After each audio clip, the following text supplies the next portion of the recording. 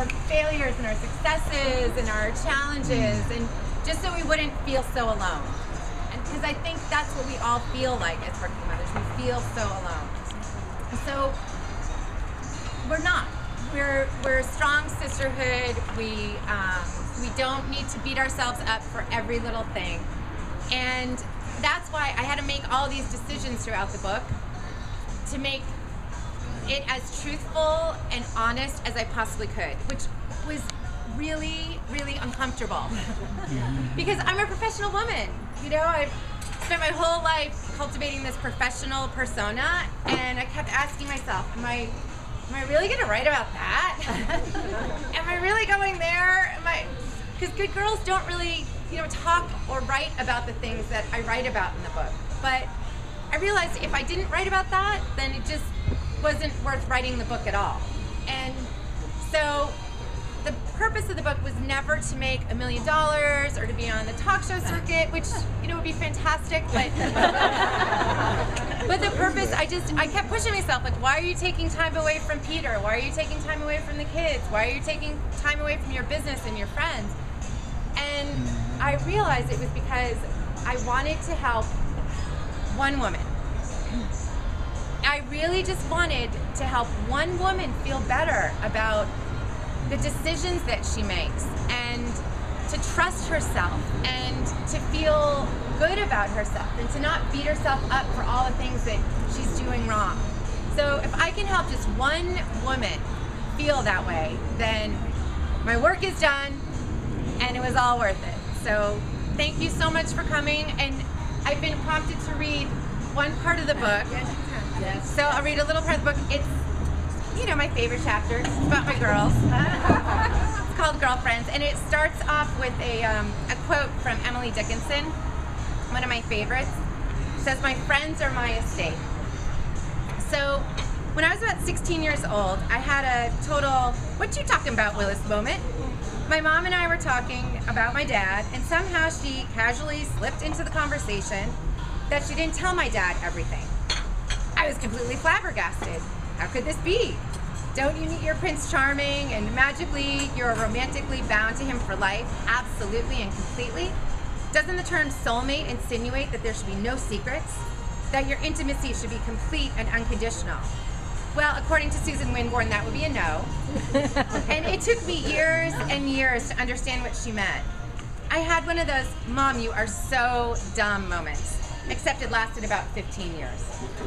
What my mom meant, and what I now accept as complete gospel truth, is that there is a lot of crap we women care about that men just plain don't.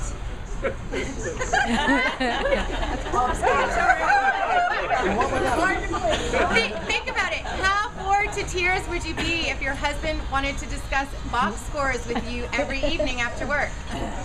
And if you don't know what a box score is, that's exactly my point. I couldn't give a rat's patootie who was the first round draft pick, or if your fantasy football team is in first place. I'll feign interest to be polite, and if it's an issue related to the Red Sox, I'll be genuinely interested. But outside of Red Sox Nation, I have no use for sports talk. So the next time you try to discuss your feelings about something your friend said that hurt your feelings, or your feelings about a friend's longtime boyfriend and why he won't propose, or really anything at all that includes feeling or emotions with your husband, just stop. I mean it, stop. Then think box scores. This goes for the metrosexual males out there as well. Just because your husband may have inherited the product use and good dressing gene, indicative of today's metrosexual males, does not mean he also inherited the listening gene. My son Sam's godfather can dress like a supermodel, but he's as clueless as a supermodel in a physics class when it comes to talking about things with his wife. Men simply are not programmed to be good listeners. They want action, they want to fix things. You want to dissect your friend's hurtful remarks, and he wants to know what you want him to do about it. See, they're always waiting for the honey-to-do list. What they don't understand is that emotions and feelings, unlike a leaky toilet, are not things that need to be fixed. In my experience, any man who wants to discuss feelings and emotions with you is just trying to get you in bed. So if you're absolutely desperate to talk about something emotional with your man, try prefacing it with this phrase.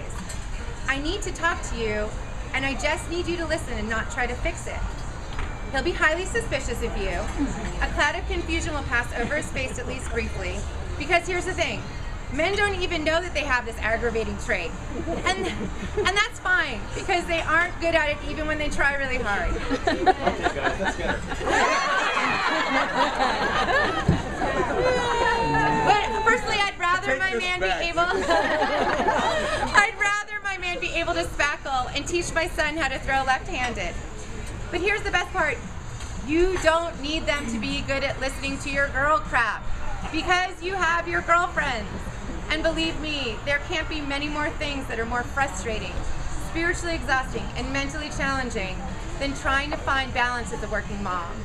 So you will need your girlfriends now more than you ever thought possible. Because trying to figure out work and motherhood and life is super scary. You will wake up in the middle of the night from the bad mom nightmares, if you haven't already. You know, the ones where your children are being stolen from you or lost or killed. When my friend Erin and I were pregnant together with our first babies, she had a dream that she gave birth to a golden retriever. Now that shit will freak you out. Make a commitment to yourself that you will not go into the baby bunker, never to emerge after you have your first child. You need your girlfriends, because you will never doubt yourself as much as you do right now. You need your girls to share their doubts, fears, and anxieties, and most importantly, their solutions with you. Thank you all for coming and reading and reviewing, and thank you to all my girlfriends who are so amazing, and thank you all.